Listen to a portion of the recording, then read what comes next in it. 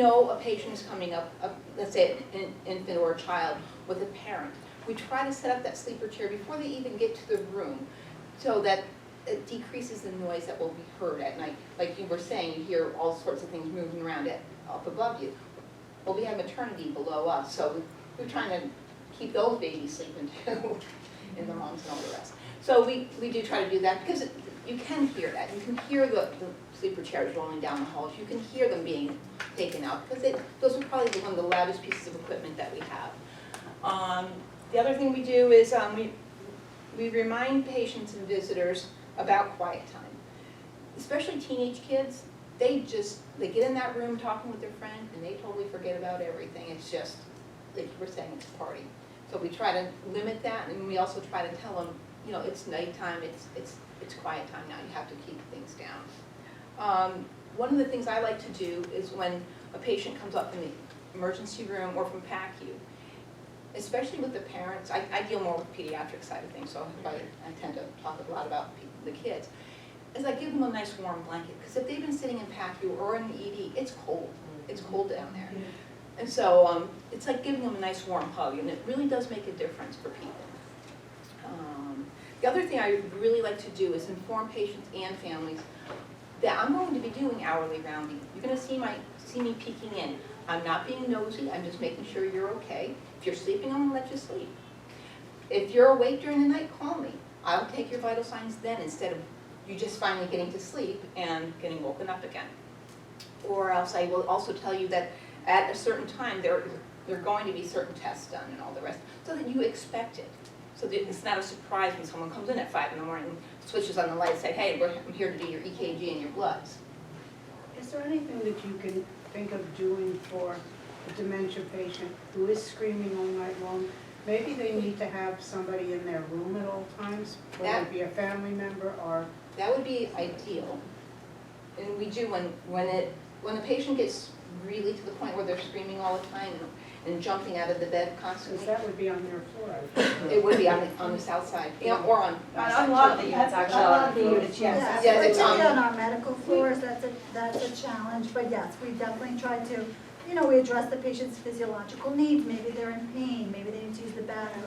And we go, maybe it's emotional support, That's maybe it's what was wrong. companionship, you Yeah, know. the woman across from me had to go to the bathroom, and she was yelling, I have to go to the bathroom, and nobody was coming. And it was very disturbing. I finally called the nurse to come because this woman was so upset. Yeah. But, you know, and then the screaming sort of went on for the rest of the night about something else. But I felt so responsible because I could hear it and no one was coming. Yeah. Yeah, that is, I feel for you, because I agree with you. I wish there could be someone available to sit with the patient at all times, but we do try to respond to them as quickly as we can. Yeah, and it's hard with dementia too, because they forget, and Right, sometimes sure. it's just that habitual thing, but we definitely try to respond to the patient's physiological needs, emotional support, all of that. And sometimes there are patients, families who are willing to stay, and sometimes we provide the one-to-one if they can't stay.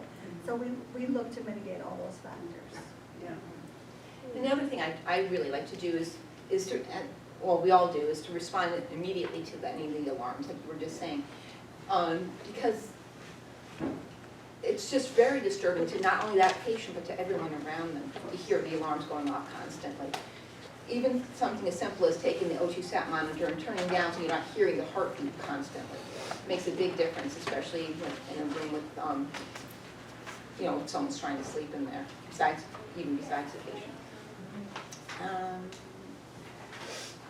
Because accumulated noise, no matter where it is coming from, whether it's coming from your room or someone else's room, increases your stress levels, and it makes it very difficult for anyone getting sleep. That's about it. Thank you.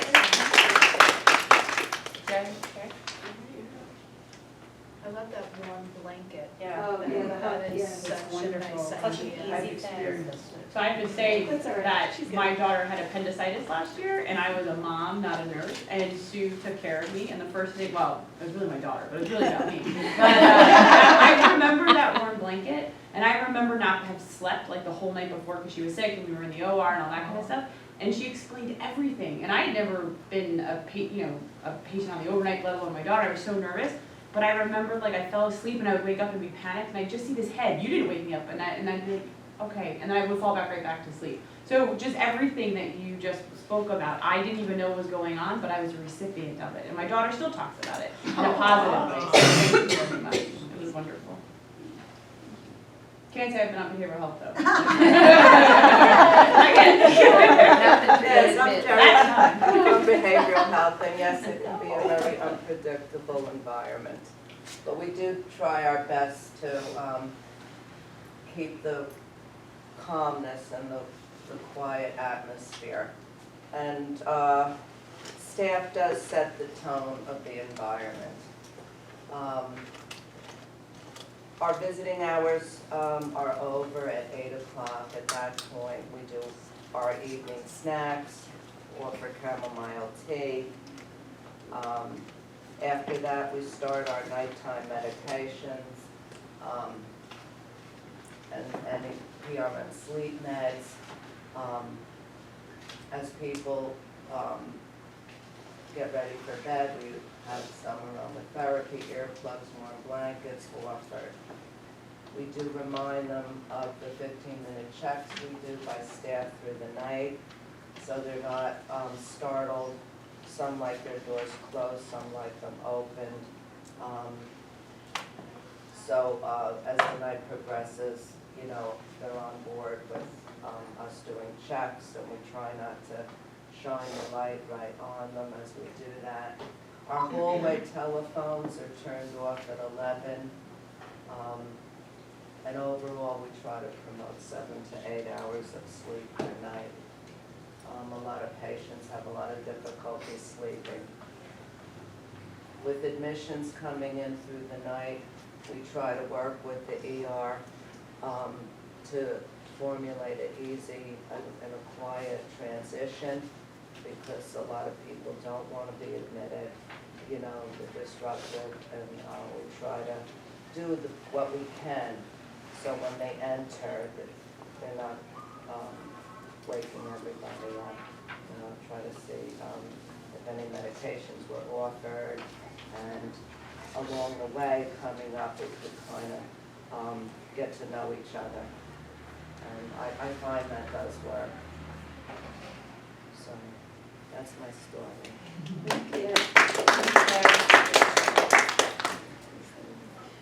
Maternal child health is a different environment than a lot of places in the hospital, a little bit like SSU.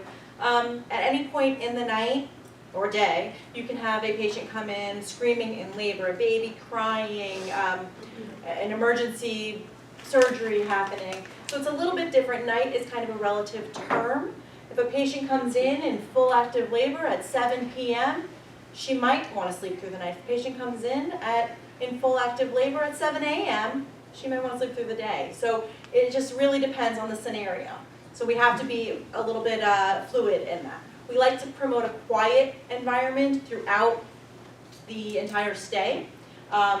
Anybody who has a new baby or has ever had a new baby, you know you try to sleep when that baby sleeps. And a newborn is sleeping for maybe an hour, maybe 2 hours, if they're sleeping at all. And anything that disrupts that baby is going to disrupt you and your entire world. So we want to try and promote that as best we can here. Our quiet hours, this sign here is posted on our maternity unit. Our quiet hours are promoted as bonding time for our mothers and babies, and we present it that way. We feel that our visitors are a little bit more, not that I'm not open otherwise, but a little bit more open to the idea that, oh, we're trying to make mom and baby have their time together. That doesn't mean we limit visitors, it just means that we ask that they be quiet and allow for that moment of bonding. Labor and delivery, we like to let our patients know that having a baby is not usually an emergency situation. People come in high anxiety, high fear, high stress. And our goal from the moment they walk in is to try and decrease that and keep them in a calm state throughout. Not only is that physiologically better for their baby and their delivery, it's just better overall for the entire environment. So this picture up here of the room is how we like to set it up. If we know a patient's coming in, we like to set the room up quiet. We have these battery-operated candles, dim lighting, bed pulled down, everything kind of inviting for them. In the family center, this is the postpartum area where mom and babies are together. We like to promote bonding and healing there. what we do in that area is, if possible, we like to space patients out with a room in between them. We know the walls are thin, babies cry, so at least this way it gives us the opportunity to have a little bit of a buffer. Our unit's unique, that unit is unique because if we know that if there's a laboring patient at 4 p.m. at some point during the night, she's probably coming out to the postpartum area. So we can set up her bed, her husband's sleeper chair, partner's sleeper chair, earlier in the day and have that set so we're not doing that at 4 o'clock in the morning. There are some barriers, and like I talked about with equipment, with alarms. Last night and the night before, it was just nights of high acuity, full board patients, and alarms were going off. And the best we can do is come into the room, apologize for the disruption, and tell them we really are trying to always keep it a quiet environment for you at night. Key words, we want to tell them we are always trying to keep it quiet at night. So maybe that sparks something when they're filling out their HCAPs later, but it's also true. Our care managers come through in the mornings and they do quiet at night rounds and they ask, how was your stay? What could we do to make it better? Hopefully, they're only there for 2 or 3 nights generally. So hopefully as we move forward, if the first night was not as great as we had hoped, maybe we can remedy that in the next 2 nights. These patients are usually alert oriented well, so they're not looking for, they don't need to have a high level of equipment around them that's going off. So we as the staff try to keep ourselves quiet and try to promote that to the patients to the best of our ability. Some of the things that we've done here in particular are changing out our baby bassinets, which are very loud in the past. They had rickety wheels, and now we have mostly smooth riding ones that are quieter as we're transferring babies to and from the nursery overnight. We keep our sleeper chairs in the rooms because generally these patients do have people staying with them. And we lost my train of thought, but we Wheels, keep it quiet. wheels, you said We all the wheels in keep the it quiet, car. I don't know. And then- There was one other point, I don't know. But generally speaking. Now, our goal for this year is 72.1, we're at 67.5. That puts us in the 16th percentile. That's not great, but it's a very small margin. We have 6 months really to improve this, and we work every night to make sure that we do. And this is a partnership between our day and our night staff. Like I said, a lot of these arrangements need to be made during the day. Thank you. So here's my girl. Right here, I can't sleep. What's going on out there? These lights are in my eyes. I'll never be able to fall asleep. Oh, by the way, I'm Anne Marie Schiss. I'm on the 7th floor. Okay. And then we come in and we do our tucking rounds, and there she is, sound asleep. It's so quiet and comfortable here, I'm sure to get a good night's rest. So basically, this is promoting our tucking rounds, the eye masks, the earplugs, we close the blinds, and like Sue was saying, the expectations. We tell people, what to expect during the night. Hey, we're going to be in at 5 o'clock. We're going to try to consolidate everything, do everything all together really quick, and get everything done, and then you can go back to sleep. Because, people, if they expect something, it's okay. But if they don't expect it, and all of a sudden bright lights and people are in there, it's horrible, it's scary, it's frightening. So we try to do everything that we can to help our patients. The 5th floor is at the 90th percentile, as you see. The 6th floor is above their goal. I mean, they're a little bit below, and the 7th floor. But our numbers are going up. We're getting a lot better. And, somebody told me it's, if you offer somebody the eye mask, if you offer them the earplugs, they might say no. But at least they know that we're concerned about their rest. If somebody offers you a cup of coffee, you say no thank you.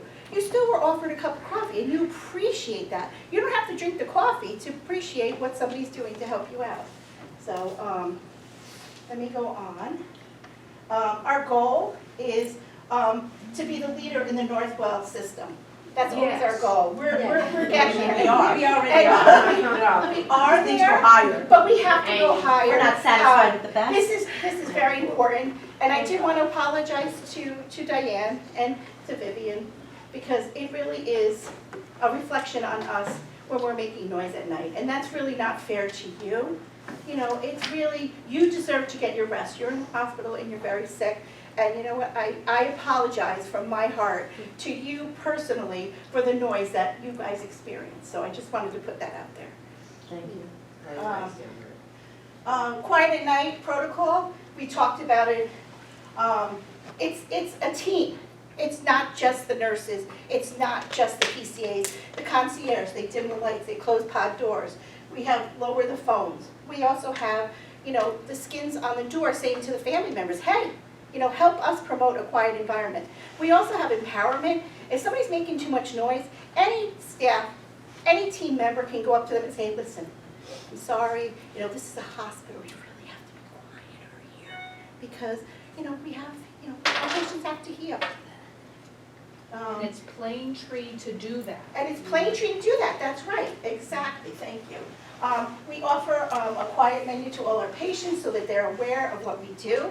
We also set up the room for quiet time, the PCAs, close the blinds and tell the patients what's going on. The nurses, we set the expectations. We also have aromatherapy for everybody. And we tell the patients that we want to create a quiet environment. Would you like your door opened or closed? Would you like your door partially closed? And we try to apologize, say, we're sorry about the patient that's making noise. We try to answer our alarms. We have the video monitoring and the bed alarms, and there's a lot of alarms that go off, and we try to, as fast as we can, to quiet them down, because that's not fair to everybody. And